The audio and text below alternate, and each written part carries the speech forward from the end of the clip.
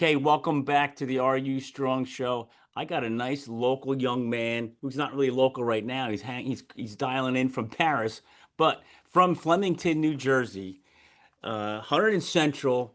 I think all Mr. Everything at that high school when he was there. I had the pleasure of actually seeing him run around the field a couple of times because he went to high school with my daughter, which is my little claim to fame here.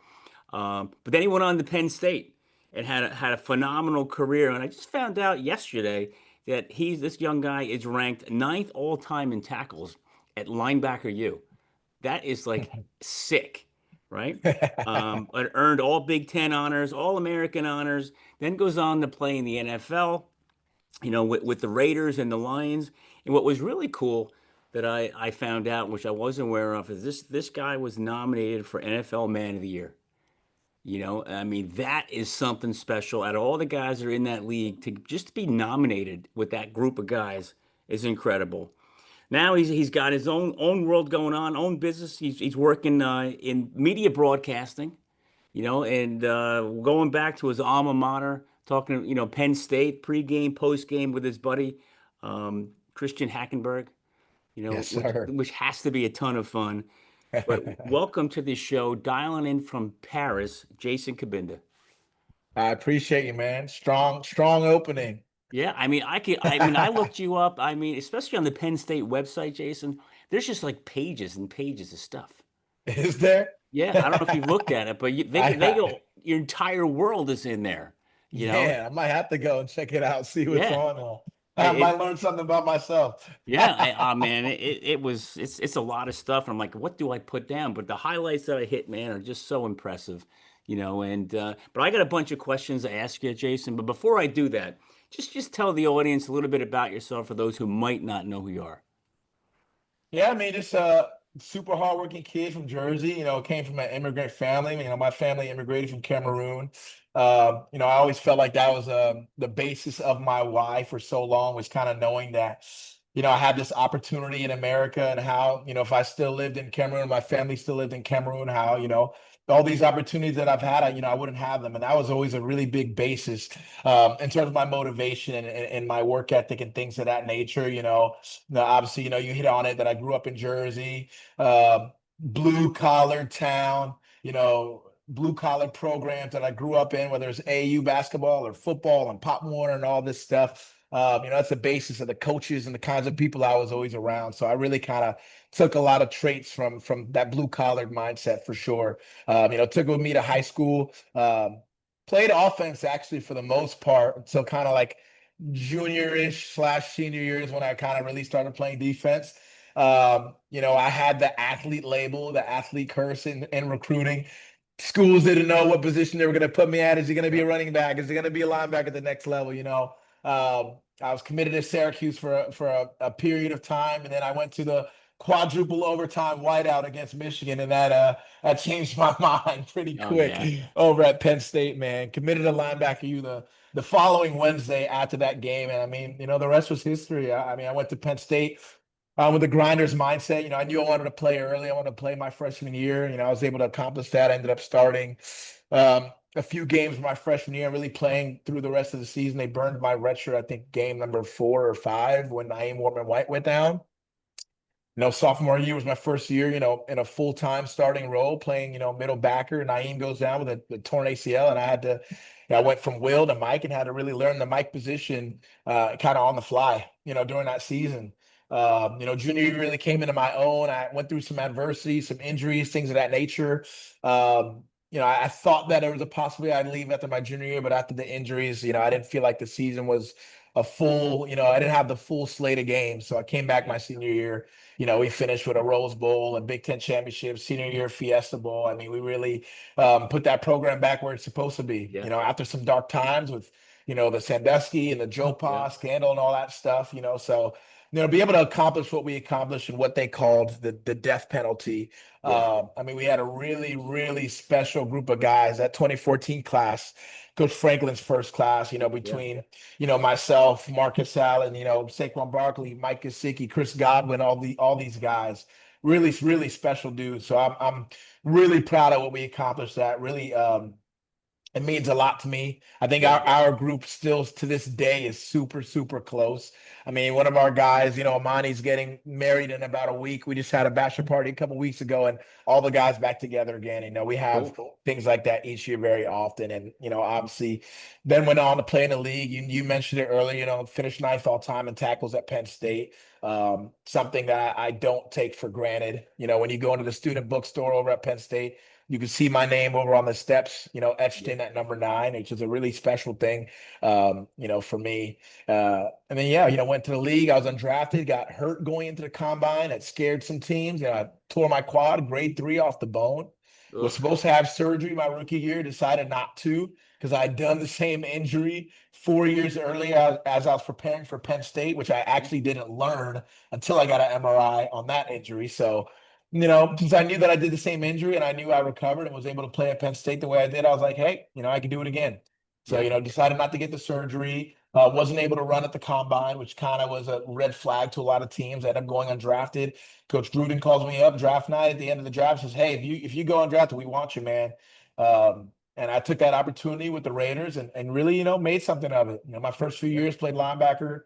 My career with the Raiders was short, a year and a half. Then I was in Detroit the rest of my career, my last 5 seasons. Um, Switched to offense midway through my career, 3 years in, which is something you rarely see. You Right. don't really see guys switch positions, let alone No. switch sides of the ball. So I had a really interesting career from that standpoint. Yeah. Was able to impact, a lot of people. Felt like I really held myself to a high standard and really did my best to give a good example, for the younger guys and to be a great vet in the locker room and kind of just be a glue guy when it came to the culture. Saw the Matty P regime all the way into the Dan Campbell regime. So got to Yeah. see the full 360 of, the Detroit Lions culture kind of turn around, which is also a super special thing that I don't take for granted. I was able to be a part of that for as long as I was. A lot of people go in and out of those doors in the NFL, Yeah. just a lot of transactions. So to be able to be a part of that locker room, for such a long period of time, you really see it all. So Yeah. just grateful for my experiences, man. You mentioned it. I'm doing the broadcasting media stuff now, having fun with it, really enjoying Yeah. it. I really love the fact that I get an opportunity to still be a part of the game at this level, which is an amazing thing. And, just attacking it every day, just like I did my career. Yeah. That's awesome. I mean, that's one hell of an introduction. Holy crap. Yeah, that's very cool. So let's bounce around a little bit, right? Yeah. Let's go. You mentioned Syracuse. You mentioned, yeah, you were going to go there first. The recruiting process today, Jason, it's just silly crazy, right? What's going on today is wasn't going on when you were getting recruited. The money's flying like crazy. And I'm I hoping you wish, get Jeff, to I be part of wish. what's going on now with the new deal, going back and paying the past players. You should be in there somewhere. Yeah, they're going back to 2016. So two of my college years are going to be included. Oh, Unfortunately, I wish it was my whole career. I wish we went back to 2014. But yeah, it sucks for all the players, from even before that aren't going to see anything at yeah, all. right. That sucks. But I'm glad that these kids are no longer getting taken advantage of. I'm aware Yeah, that this where we're at right now is, yeah. the I wild, wild west. We yeah, need some regulations and some yeah, rules and that nature. But it's a step forward. yeah. So now, when you were getting recruited, what what was the attraction to Syracuse? Were you going to be a linebacker or a running back up there, or what happened? How did you make that? Okay, now I'm going to go to Penn State, but I know why. You went to the whiteout, and it's just incredibly nuts for that, and you got sucked into Yeah. that. But how was that? How did you tell the coach from Syracuse, "Hey, I'm not coming," and you go back to Franklin, "I'm coming." How was that experience?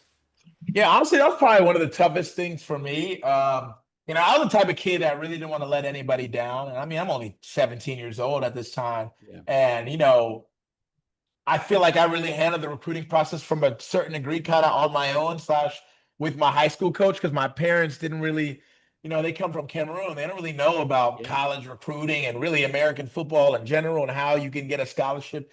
They kind of just looked at it as, Yeah. this is just Jason's hobby that he loves to do with his friends and Yeah. didn't really realize it was something that could take this far. So that process, I feel like I shouldered a lot of it on my own. And like I said, I really didn't like to disappoint coaches and things like that. I was the type of kid that really wanted to, please everyone around me. So, Yeah. that phone call after that Penn State game was really tough for me to decommit from Penn State because I think I'm a very loyal person and I didn't see myself being the type of recruit to decommit from anywhere. But I knew that it was the right decision and it was the right thing for me to do. And at the end of the day, from a social standpoint, from a academic standpoint, from a playing big time football standpoint, Penn State made the most sense. Those are things that attracted me to Syracuse. I thought they were really high academically. Yeah. ACC football is also, it's good football, especially at the Yeah. top of that conference. It's good football. But I just felt like Penn State's blend of all three of those things I mentioned was just better Yeah. I overall. mean, it doesn't get any bigger than Penn State, does it? No, doesn't. No, no.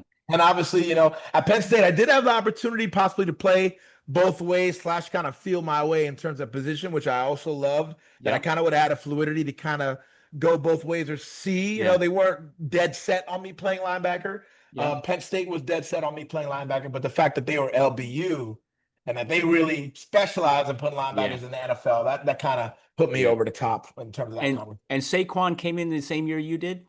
The year right after. So how do you compete with that as a running back? Oh man, trust me, there are other running backs in that depth chart that were saying the same thing. Right. That guy can, There must have been like a mass exodus when he showed up. yeah, somewhat there was. Like You know. Akeel Lynch was one of our starting backs. He was a great back. He left after Say Yeah, got there pretty much. Went to University of Nevada. yeah, But yeah. yeah. It's crazy. So Jason, talk about what, like you said, you were 17, 18 recruiting process. You show up at Penn State. Like I said, it doesn't get any bigger of a stage. You're 18 years old. You show up to Linebacker U. What the hell was that like as a young man amongst these men, these monsters? What was that like? Yeah, I mean, I took my approach from, you know, post my senior season in high school towards going into my freshman year at Penn State. I mean, my approach was super, super serious. They send us like a strength and conditioning packet, and like I followed it like it was the Bible. Like, didn't miss a workout, like was putting in crazy extra work. I knew I was going into Big Ten football, and this was still like in the era of like smash mouth huge linebackers who were coming downhill, stopping the run, things of that nature. I think I probably finished my senior season of high school at like 215 pounds. And I think, excuse me, on my first weigh in at Penn State as a freshman, I think I was 242 pounds. So I Yeah, put on, I mean, close to 30 pounds going into my freshman year because I was like, I'm not taking no for an answer. Like I'm gonna play as a freshman. yeah, So like I was a big kid as a freshman. I still really had a ways to go when it came to the fundamentals of the position of playing linebackers. My real specialty at that time, as you know, was playing running back, for being yeah, honest. So I had a ton of things to work on. I had a great coach and Coach Pry. And I was my linebacker coach all 4 years I was at Penn State. And man, Coach Pry did a great job of really developing me. And then me as well, having a super open mindset to taking all those things in and knowing what I had to yeah, work on and just freaking attacking those things every single day. And I feel like Coach Pry really understood my attention to detail, how bad I wanted it. That when Game 4 happened and Naeem had broke his left hand, I think is what happened. That Game 5 happened and we were thin. We were really thin at the position. That's part of the reason why I came to Penn State. Is I really felt like I had a shot to play my yeah, my freshman year. And when Naeem went down, Coach Pry didn't hesitate to tell me like, hey, are you cool with us, burning your red shirt? Like I'm like, oh, come on, let's let's go. go. Had my first start against Northwestern. It was Game 5 at home. I think it was a homecoming game, if I'm not mistaken. But I had eight tackles in my first start. So that was an awesome thing. That was the first time my dad ever got to see me play football, which was another really cool thing, for me. So, I just built on that momentum through my Yeah. freshman year and into my sophomore year. And, kind of the rest is history from that standpoint. So what was it like going out there on that field for the first time? What was going on in your head? Oh man, it was nerve wracking, but I was just so locked in, man. I just didn't want to mess up. We only had, I think, 3 freshmen play that year. Me, Yeah. Marcus Allen, and Troy Aki. Yeah, I don't think there was a fourth. Maybe Grant Haley, but I'm not even sure. Maybe I think Grant Haley. It was the 4 of us. Okay. Yeah. And as a freshman with that type of environment and that level of standard, you Yeah. just wanted to uphold that, man. You didn't want to be the guy who was a newbie going in there and messing up and things of that Yeah. nature. So I mean, me and Marcus, I just remember being super in our playbooks, really studying, making sure we had everything right, all the Yeah. looks, all that type of stuff. We'd stay after walkthroughs and just go over little things. And I mean that really helped the camaraderie and the Yeah. companionship, between me and Marcus, especially me being, that middle linebacker, and him being kind of the leader of the DBs and that free safety, that strong Yeah. safety. That helped us tremendously throughout our Yeah. careers. So So nerve-wracking. I can only imagine. Can you kind of describe the intensity of the hitting at that level? You go from high school, you're the man running people over. You go to that level. What are the collisions like out there? Whew. Man, everybody can. When you get to that college level, especially the Division 1 A level, everybody can run and hit. Yeah. Everybody can run and hit. And then not only that, you're playing Big Ten football. Like you're playing a brand of football that is all about physicality. You're playing Michigan. You're playing Yeah. Michigan State. You're playing Ohio State. Yeah. I mean, Ohio State was more of a spread offense. They weren't crazy into the, fullback and 12 and Yeah. 13 and 21, but I mean, the Michigan States, the Illinois, they were all Yeah. about that, So getting used to that level of physicality was definitely different, and that's the biggest adjustment probably coming out of high school is just the speed of the game, man. Yeah. Everybody's Yeah. fast, everybody's explosive, everybody can run, Right. so it starts to, as you get to, bigger and bigger levels of ball, it starts to become the little things. It starts to become, the no false steps and where you're aligned and, just all the little details that, Yeah. kind of separate and make that margin of error, it's just that much smaller at that level. Yeah. All right. I got to ask you this question. Yeah. Right. You come back, you played Rutgers twice at home here, right? Yeah. What was that like coming back to New Jersey? And I would imagine Rutgers was probably banging down your door, begging you to play there. You know, You'd imagine, but that wasn't the case. And that no? was kind of my big grudge Are you against kidding me? Rutgers. They were too busy freaking recruiting Florida kids and not the kids in their freaking backyards.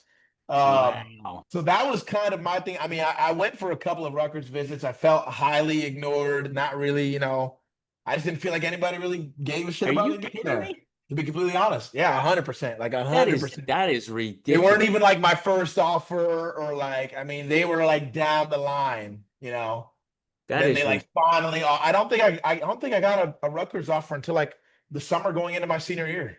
that is ridiculous. Can you Oh imagine? yeah. Can you imagine if all the top recruits from New Jersey stayed here? That was always a story. I mean, you look at my class, especially, Yeah. you're looking at Mike Gesicki, Saeed Blacknall, Jabril Peppers, Yeah. myself, Brandon Wimbush, Minka Fitzpatrick. I mean, the Yeah. list, Yeah. It's especially huge. those years, like, bro, we had some dudes in jerseys Yeah. playing at a high level, Yeah. So it is what it is. Oh my God. So that you must have had a nice chip on your shoulder coming back Oh here. yeah. Oh yeah. Oh my God. So what do you think, the biggest adjustment for you was? Was it the playbook coming from high school to college? Was it the intensity, the physicality? Was it the coaching's attention, the detail? What was your biggest adjustment making that shift or that move? I would say intensity and physicality was always a super strength of mine. That was always like a strength of my game, especially coming out Yep. of high school. That wasn't a big adjustment. I think for me, the big adjustment was like really playing defense, not just like, hey, we're gonna throw you out there, go get the ball. Right. Like really play defense and play in a system and play a role, play linebacker, um, and really just the how extensive the playbook was. Those Yeah. were the two big adjustments for me. Was Yeah. playing defense for real, and then really how extensive the playbook is. Because once you get to college, and then from college to the NFL, you really don't realize how much you don't really know the game from an X's and O's standpoint. So being able to grow the mental part of it, becoming a student of the game, Yeah. knowing actually how to watch film. Like I didn't realize until I got to college that I really had no idea how to watch film. I watched film, but I didn't Yeah. know how to You watch didn't know film. what you were looking for. Exactly, So those are probably the biggest Yeah. adjustments. So when you're watching film, that's a great point. What were you looking for? You're not just Like watching the before I game, knew how to watch film, right? I mean, I was just watching games through. I would just, look at players making plays and I'd be like, okay, this player is capable of doing this, that, and the Yeah. third. But like, I was not looking at it from a schematic standpoint. I wasn't looking at it from, okay, there's a difference in the things that they run when the Y is on the line of scrimmage, when the Y is off the ball. There's a difference Yeah. between the things they run when they're in 2-by-2 versus when they're in 3-by-1, when they're in the boundary versus the things they run to the field. You start to really understand things, why Yeah. motions are happening, why his end position in motion, and why they put him there. Yep. The splits of wide receivers and why the split of being on the numbers versus being outside the numbers versus being Yeah. inside the numbers, and the types of routes you're going to get based on those Yeah. alignments. These details are things you're not taught at the high school Yeah. level, and even in some cases, not even at the college level. Yeah. How about So, when you go from the college to the NFL? Was watching film even more detailed and more oh focused? yeah, oh yeah, Yeah. oh yeah, no doubt about it. Yeah. Because at that point in time, if you look at the whole philosophy of the league and why you pay players, what players are the superstars of your team, at the end of the day, it's players that make plays. And Yeah. they're putting certain guys in certain positions to execute on certain things. And once you really start to realize that everything is happening out there for a reason, they're not Yeah. just going out there and just running outside zone for the sake of it, or Yeah. adding an extra offensive lineman on there. It's not, nothing happens for no reason. No. And No. it's the smarter you get, the more you watch film, the more you start to understand what offensive coordinators do or what defensive coordinators do, what their mantra is over the course of their Yeah. career, and dial in on these types of things. Yeah. That's when you get better. That's when you make better plays. That's when you start to anticipate before the snap. That's when you Yeah. get the Luke Kuechly's of the world who are able to call out plays and are able to do those types of things. That to maybe the normal, average guy looks so special, and it is. But really, it's just a testament to a ton of film study and Yeah. really just knowing your opponent. Right. Now, how about tendencies of guys? Like the way they lean, the way they move Oh their heads, their yeah. feet, their toes. Like, Oh yeah. you pick that stuff up too? Oh yeah, no question. I think it's easier to pick up in college than in the league, because in the league you should have coaches that should tell you these things, because your coaches should really evaluate you, and they should say like, hey, like when it's like, for example, when it's an offensive lineman, hey, like when it's run, I could tell. Like you used to Yeah. look at the knuckles, and you could tell when it's run, when those knuckles are bent, you can't see the colors in the fingernail versus when you can. Okay, he's leaning back, he's Really? ready to pass that. It's little details like that. That's pretty Sometimes. cool. Oh yeah, absolutely. Sometimes even receivers. There are receivers where before they're gonna get a catch, they adjust their gloves or they spit on their gloves to make their gloves extra sticky. Now you know Yeah. it's probably a pass. Versus a run game block, or even in their stance, they're more relaxed in the run game, like the run's not coming my way. I'm just gonna kind of They're lollygag. Just giving it away. no. Sorry, sometimes they are. Yeah, sometimes Yeah. they're giving it away. Yeah, But they don't, absolutely. and they don't even know it. No. That's all film study. So I never like spitting on the gloves or adjusting the gloves. Yeah. Why would you do Yeah, that unless adjusting the the ball's glove. coming? Yeah. That's pretty cool. Or sometimes they don't even realize that they only do it on pass plays, that on run Yeah. plays that they don't do it. It's okay if they do it every single time, Yeah. but then Right. do it every single time. So that's the kind of the tendency battle. Yeah. So when you're watching a game, you're sitting on the couch now, watching it on TV. Are you still looking for that stuff? Oh, now it's funny. I feel like now when I'm watching games, not to evaluate, but I'm watching games to evaluate the broadcasting crew and Yeah. how the comments are coming, the timing, the Yeah. little intricacies and nuances of when they're allowing the game to play out and when they're speaking over plays. Like Yeah. picking up on how the play-by-plays announcers doing things versus how the analysts, how they're playing off each other, things of that Yeah. nature. Like Kevin Burkhardt and the crew on Monday Night Football. Like I love watching that crew. Like that stuff is high level stuff. Yeah. Even honestly, even Tom Brady, like the way he's like, it is a super hard to come in, Yeah.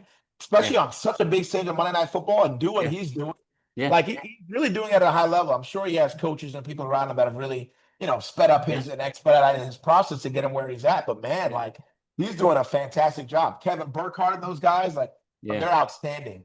That's Yeah. like the standard to me when I think about play by Yeah. play, like Kevin Burkhardt of that crew. Yeah. I like listening to Tony Romo, you Yeah, know? Tony's good too. Yeah. But like even you saw with Tony, I feel like they kind of felt like as you got, and that's the tough part as a player that goes into media is like it's easy to be good and hot when you first get out. But Yeah. the farther away from the game you get, the harder you got to work to stay in it. And Really?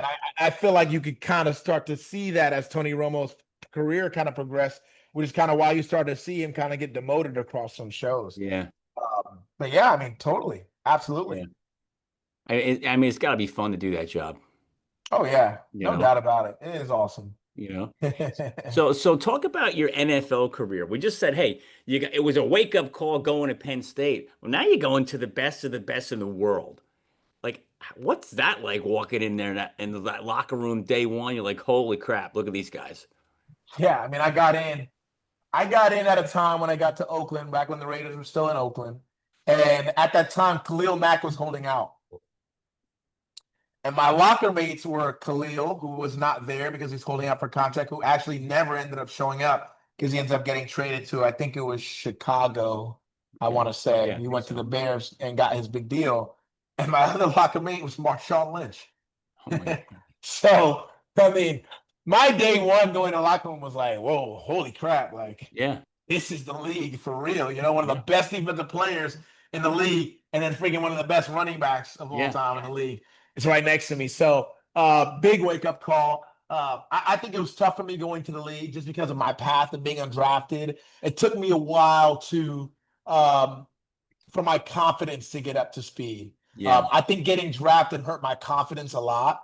Not my work ethic, but my confidence. And I think Marshawn, you might not know this. Marshawn's actually a guy that helped me a lot with my Really? confidence battle because, you know, there was times that we would get out of practice and Marshawn would, you know, make little comments to me and say something like, bro, like, you know, you belong in this league. And hearing it from a guy, Yeah. you know, who's performed at a high level, who's had the accolades and had the Pro Bowls and things of that nature, Yeah. won a Super Bowl, that really went a long way for me That's mentally and huge. just in That's terms of my huge. own inner confidence, That's for huge. sure. Did he Yeah. share some Skittles with you too? Didn't share any Skittles with me. No. No. Yeah, but yeah, I mean, as a young guy, do they look at you differently? Hey, you're a free agent, you're not drafted. Do they look at you differently? That I don't mean this the coaches, but the players. They like, oh, who's this guy? What does he know? He wasn't even drafted. No, not necessarily the players, but coaches, front office, yeah, for sure. Yeah, You know, there's a difference between your first round pick that you've invested 15, $20 million in and the guy who's coming in on a $20,000 guarantee. You know, yeah, that's just the truth. Because at the end of the day, you know, if that first round guy doesn't pan out, it's a big deal. You invested 15, $20 million in the kid. If the yeah. undrafted guy doesn't work out, no Who cares? biggie, easily replaceable. Hey, and we only invested $20,000 in him, you know, as a Yeah, signing bonus. So it is yeah, what it is. We're gonna yeah, give more opportunities to the guy who, you know, we need to work out financially than the yeah. guy who we may not necessarily need to work Right, out. right. You know, that guy's gonna get less opportunities. Yeah, So you know, you get less opportunities. You got to make the most out of the few reps you get. You're only getting the back end slash little handful of reps that are at the end of certain periods, whether it's 11 on 11 or 7 on yeah, 7, you know, things of that nature. And yeah, you just got to freaking bring it every day. You got to bring yeah. it. You can't afford, you know, to have a day where you lollygag or you have a day where you didn't show up. You can't afford that as an undrafted guy. Well, you mentioned the millions. What's it like to be around these guys, Jason? Where I mean, the teams were the guys. You add them all up, it's hundreds and hundreds of millions of dollars, and these guys are 22 to 30 years old. Like, what's that like being around all that money? Yeah, I think it's interesting because you know when you really think about it, there aren't a whole lot of jobs where you show up to work and you may be doing the same amount of work or the same thing that somebody else is doing, but they may be getting paid 30, $40 million Right. more than you are. You know, Yeah. it's rare to have that level of disparity Yeah. while also being in the same room, all working towards the same goal at the same time. Right.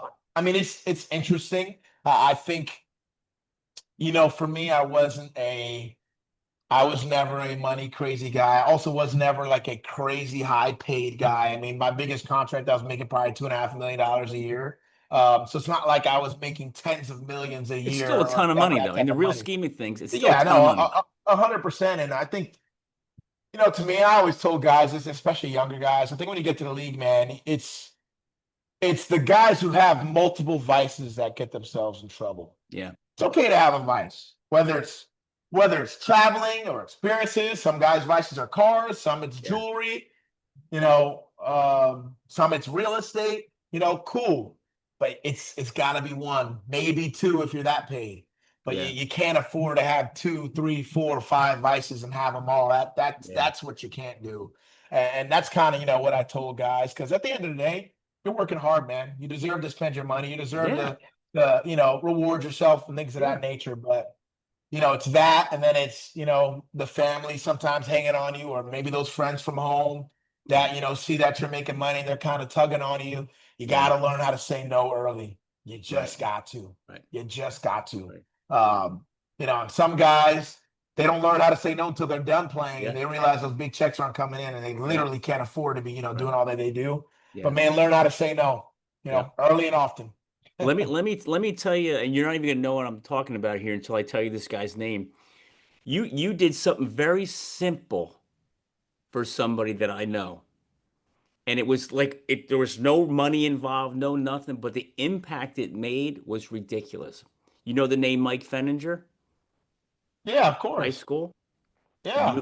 You gave him an autographed jersey. You remember that or no? Yeah, yeah. Yeah. When was this? This is while I was in the league, though, right? You were with the Raiders, Okay, yeah. right? And he used that he raffled it for a charity. But Okay, he came into my office because he used to work here, and okay. he was so excited that you gave him a jersey with your name on it to give to charity. Oh, that's He awesome. like he was like jacked up. You know what I mean? And had nothing to do with, money or anything, but it was going to go to a cause to help raise money. But Right. the opportunity he had, like, I got Jason's jersey. Look at this. This is sick. Yeah. And to bring Yeah. that to people who are like, wow, the impact that could make. So it's those little things that I notice that I'm like, that's where when how a guy like you gets nominated for Man of the Year. No, You I know, appreciate that, man. No, you know, that's an awesome story. Honestly, I'd forgotten about. yeah, I'm glad you reminded me of moments like that. I really do cherish yeah. being reminded of things like Yeah. that. And you probably have done so many things like that, but it's just such a I don't mean this in a downplaying negative. It's like a commonplace for you that's like this happens and you're like Yeah. you don't even think about it. But the Yeah. ripple effect of what that stuff does to Hmm. those that aren't as fortunate as you, right? It's impactful, which is really cool, you Yeah, know. that's So awesome. so I I wanted to make sure man. I threw that in there. I Yeah. appreciate that. Absolutely. So media broadcasting, college Big Ten, biggest, linebacker you go to the NFL, you're in the league for a number of years, you're having a lot of fun, and now you're in the broadcasting world. Talk Yeah. about that, and that's just I know we mentioned a couple of names like, but this has got to be so much fun for you. Oh yeah, no doubt about it. And I think for me, I'm super thankful that I was the type of player that was always thinking about what's next, even while I was playing, and early on while I was Yep. playing, like really early. I mean, my first broadcast boot camp was right after my rookie year. I actually broke the record for youngest attendee, who before it was Maurice Jones-Drew, which we obviously know is on TV, crushing it Yep. now on a multitude of shows. Yeah. But I broke his record for youngest attendee. But that's just the way I was thinking. I was always thinking about what's going to be next. What I wanted to attack, and I loved the broadcast and media space, and I've always had a talent for being able to Talk. uh, really just articulate myself Yeah. well, and to a good point and things of that nature, and speak well. So I knew that I kind of had something there. I Yeah. really wanted to explore, and I ended up going to broadcasting boot camp after my rookie year. I went to the next broadcasting boot camp the year after that. Then it was the advanced. Then it was the invite only boot camp. Like I And really how many guys are in that? Like because you don't just show up in a broadcast booth. no, and Like honestly, what is that like? That yeah, I mean, progress. honestly, I was surprised when I got selected my rookie year, because you apply, but it doesn't necessarily mean you get accepted. And I think the regular boot camp is probably between, I want to say, between 15 to 25 guys, maybe Okay. something like that. Yeah. Each year, I mean, the invite only is probably like 10 to 15. Okay. Um, but yeah, and you're in there, and I mean, they do such a good job, especially now that the new NFL Network building is finished over in LA. I mean, that building is like outstanding. It is Yeah. remarkable, that building. And they just bring in some of the industry's best. I mean, from the Brian Baldingers to the Kevin Burkharts. I mean, you get to practice play-by-play, radio, analyst work, pre-game show, post-game show, podcast form. You really get reps and everything to Yeah. kind of see what you like. They don't put you in a box. You get reps at absolutely everything and kind of figure out, if it's a fit for you. And I think from having all those experience and all those boot camps, I really was able to cultivate, a multitude of relationships from people from different networks that obviously now have afforded me a lot of opportunities on different networks, whether it's CBS Yeah. Sports, whether it's NFL Network, whether it's Play 5 Sports up at Penn State. So I'm really, really thankful for all of those experiences. And I really encourage, every single player to think about these things, because at the end of the day, for everybody, the game's going to be done at some point. Yeah. Whether you're blessed to have a 10-year career or whether you only play the league average, which is 2.5 years, Yeah. it's going to end at some point. And, to have a game plan to attack that next phase and not have to, I mean, after everybody finishes, there's going to be that phase of being lost a bit. And, we've been Yeah. playing this game for so freaking long. Now, I Yeah. played football since I was 10 years old. Some Right. kids play since they're freaking 4, Yeah. So you're going to have that phase of being lost or, Yeah. grieving the game and things of that nature. But man, if you can at least leave the game with some level of game plan, with a level of contacts and Yeah. people you can hit up that are going to be there for you and are going to help you along. I mean, that's really, really critical to the success, because honestly, I don't know if there's any other sport of guys who struggle more when they're done playing than football. I think we're Yeah. the worst of any sport, of any Well, professional. I coined a phrase a while back that athletes die twice. When the game is over the first time, they die, but they have to live with it. Yeah, And some, like you said, some guys can handle it, and some guys really can't. yeah. And it really affects not just them, but their entire family and lives and everybody they're Oh connected yeah. to. Oh yeah. And then we die in real life. But Mhm. who cares about that? Because you're dead, nobody worries. But in Right. life, when that sport ends, and if you don't mind, can you talk about that for you? Like somewhere along the line, somebody said, Jason, that's it. Yeah. We're not going to sign you anymore. We can't, or you physically can't do it. Doctor says no. How was that when you took your helmet off for the last time? You said, this is it. Yeah, going into my last season, I had a feeling that I was going to call it after that. I wasn't sure necessarily. I was like, that next offseason came, I still started to train, but you know, I was fortunate enough to call it on my own, which not a lot of people get to. Not a lot of people get the opportunity to say, you know what, I'm done with this. Yeah. Rather than there's just not another opportunity, or rather than God just sits you down because your knee is just not going to go anymore. Yeah. Right. So I'm thankful from that standpoint, but it was difficult. It's a Yeah. tough decision. You work. I mean, you're thinking we're talking, your entire life Yeah. for this Yeah. opportunity. It's really, really tough. We tell guys all the time, not to allow your whole identity to be the game and things of that nature. But man, in order to and be the player you want to be, it's really hard not to Yeah. embody all of those qualities in everything that you do. It's tough. Like and it's not until I got further and further away from the game, and certain things would happen in my life, or certain conversations I would have, maybe with women like my mom or my sister or a girlfriend, where like I realized like I was too tough and too hard and too groomed by the locker room and being around men all the time, and just too harsh in Yeah. general.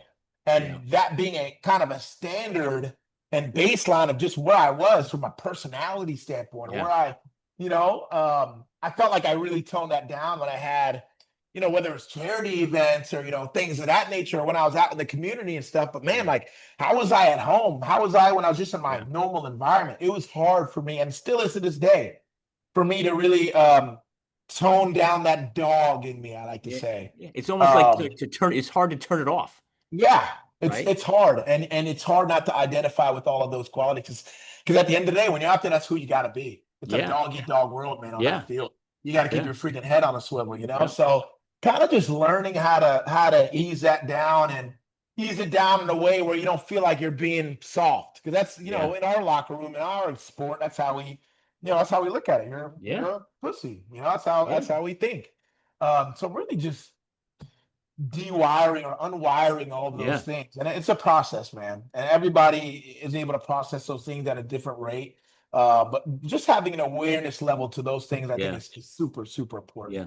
So what made you decide, hey, this is it, I'm done? Um, I have teammates to this day, even my guys over in Detroit will still text me like, bro, you have more in you. Like, come back, Can you go back? Can you go back and keep playing? I personally think I probably could. I got to a point where I felt that if I did play a couple more years, which I probably did have in me, if I played a couple more years, I felt like I wouldn't have liked where my body was at the end of those couple years. And Right. that's kind of what drove my decision at the end of the day was, hey, look, you got to the league. You lasted longer than the average. You went played 6, 7 seasons. You got to that second contract, which was such a big goal of yours, getting to that second Yeah. contract, because we all know, that's where the real money is. Yeah. You put people around you in a lot better positions than they were in, and were able to, utilize your platform, what you did to do great things for those around you. Like, you did it. Yeah. If you went and did this couple years, what would the real motivation truly be? And I couldn't really answer that question. Okay. What would a couple more $1 million really mean to you? Couldn't answer that question. You know, Came close to Pro Bowl, was like a second alternate. I came close. That was a goal of mine. Didn't technically complete that goal. But are you going to die if you don't? Right. No. So once I really started to dive into that conversation with myself, and I realized like my why was kind of fading away from that standpoint. Yeah. And then not only that, if you do play a couple more years, you might not feel good about just running on a daily basis, or Yeah. just, I'm a very, very active person. Like, I really like to work out. I like to run. I like to be able to do this. And even now, like, there's certain things I'm still nursing and rehabbing from my career. Yeah. And as I think about that, I'm like, man, if I did do a couple more years, like, shit, where would I be for real? Right. So I definitely feel like I made the right decision from that standpoint. I have guys like Craig Reynolds or David Montgomery will text me and be like, bro, come back and Come back. block for me. Like, come on. I'm on Ross St. Brown, guys like Yeah. that. But they know I'm done. They know I ain't got It's nothing feel left in must feel you. good to be wanted, right? It does, Yeah. especially from those guys. Because man, like, I played some years with those guys. Those are really my dogs, and I Yeah. loved going to battle with them and things of that nature. Like, I look at a guy like Frank Ragnow, who just retired this year, our center from Detroit, all Hmm. pro guy, Pro Bowl these last 3 or 4 years straight. And I mean, that's a 7-year career for a guy that the level of play he was putting out, you would think would play 10 to 12 years. Yeah. And I mean, this dude was just a warrior. Like, when I say they might as well have amputated one of his toes, like, that's how bad a turf toe he had. And Yeah. just ankle issues. I mean, he was playing on one foot And he and fought through like it. dominating, not just Yeah. playing, like dominating on one foot and Yeah. just fighting through pain. Some weeks the dude couldn't even practice. Some Yeah. weeks he couldn't even walk until game day. Like, that's Yeah. a freaking warrior, man. And like, when you see a guy like that retire, like, I mean, you just really know like that guy gave everything he Everything. freaking had to Yeah. the game. Everything. That's amazing. So you just don't know the battles guys are going through on a weekly Yeah. basis, and during the off season and surgery. I mean, I had so many surgeries in my Yeah. life. Like, I mean, it's all crazy. the couch guy sees is the game and the Yeah. glitz and the glamour. They don't see what Oh goes on yeah. behind it. That's all they see. All they see is Sundays. Yeah, you And know, they don't see Monday through Saturday. and then you got the traditional guy bitching about the money. You know, Yeah. I'm like, go out there and do what you do just one day and see if you come back.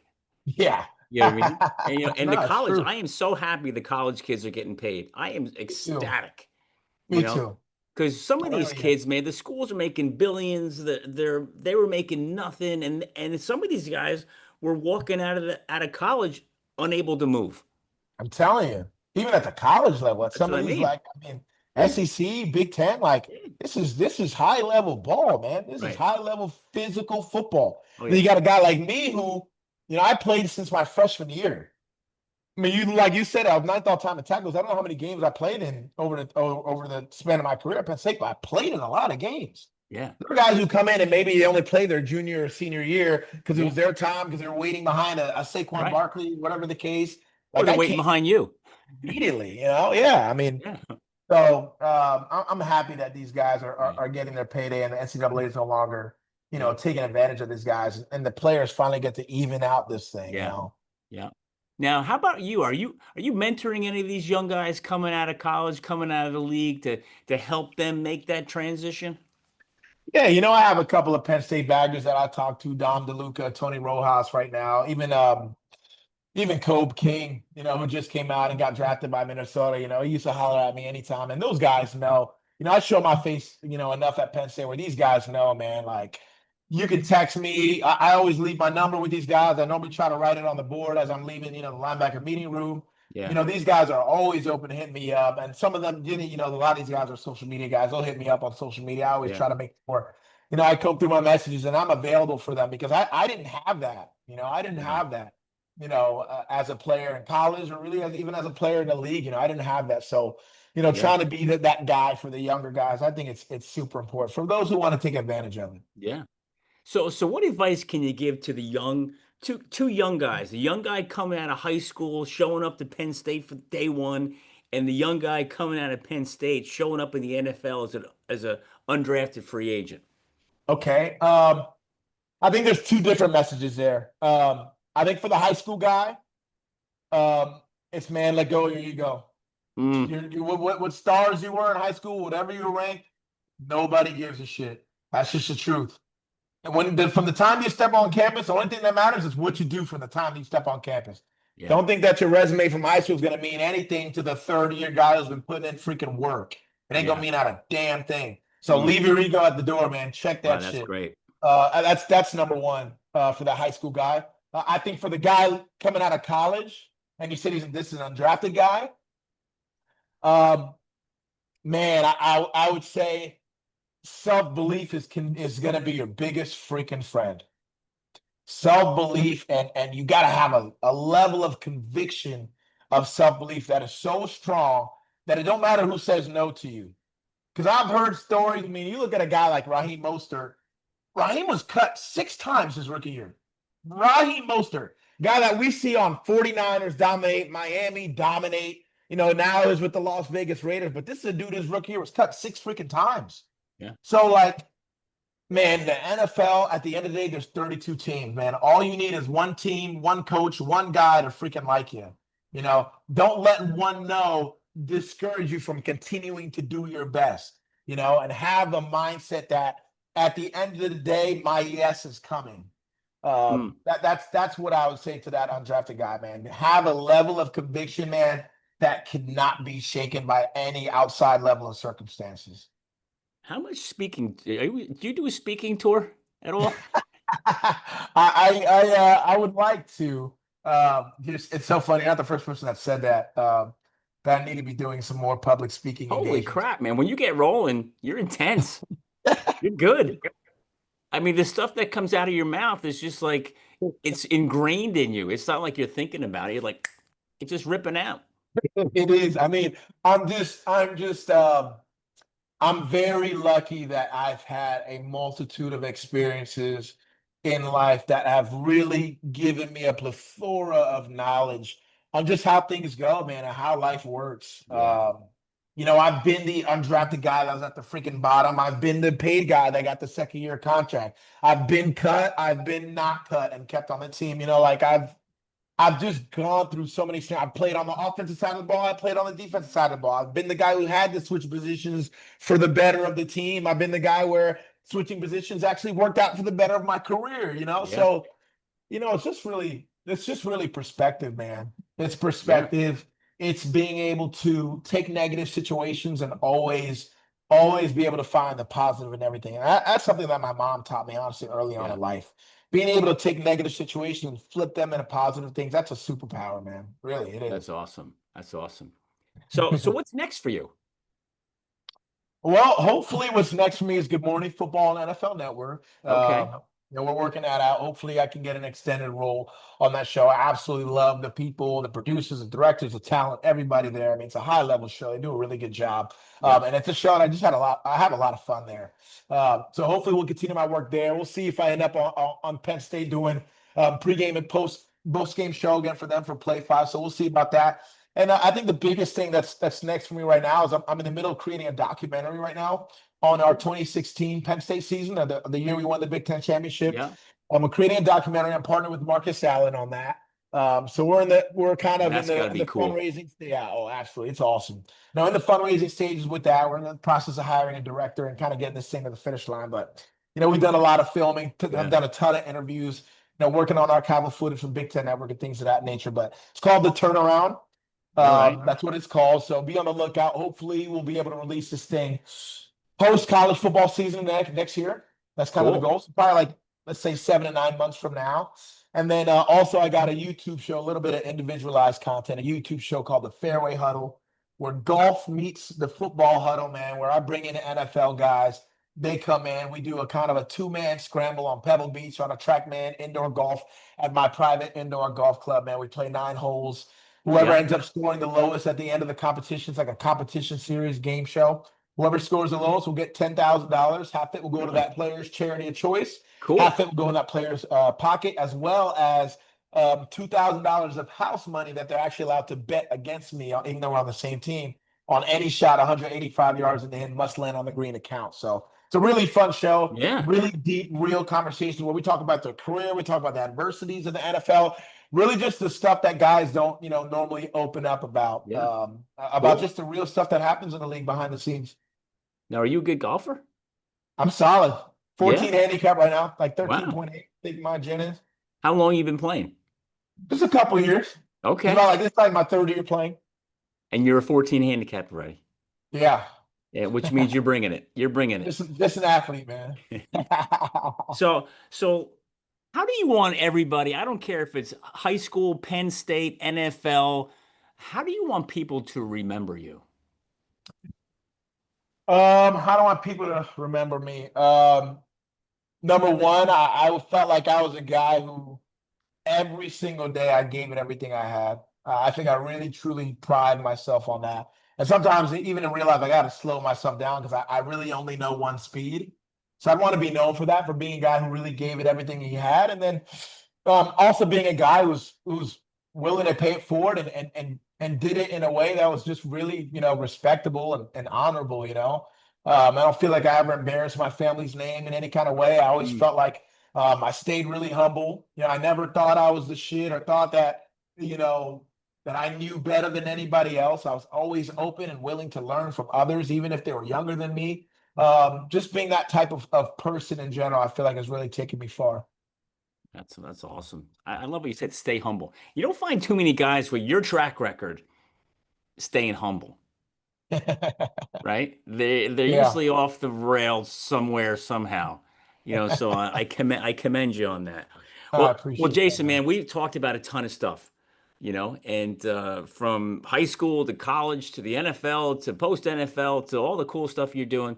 Is there anything we haven't touched on you think we should hit before we wrap it up? That we haven't touched on. Actually, I think we got everything in, man. I plugged in my shows, Turnaround, Yeah. Fairway Huddle. Check it out, like and subscribe. You're gonna continue to see me on a lot of broadcasting media shows, man. So just follow along, man. I'm super excited for this next part of my life, and I'm gonna try to get and be just successful as I was in my last, man. That's the goal. I mean, you got so many things going on. Like it's almost like I don't know where to. There's so many places to find you. I don't know where to go first. You know, And I know the broadcasting is it's in your blood, it's in your heart.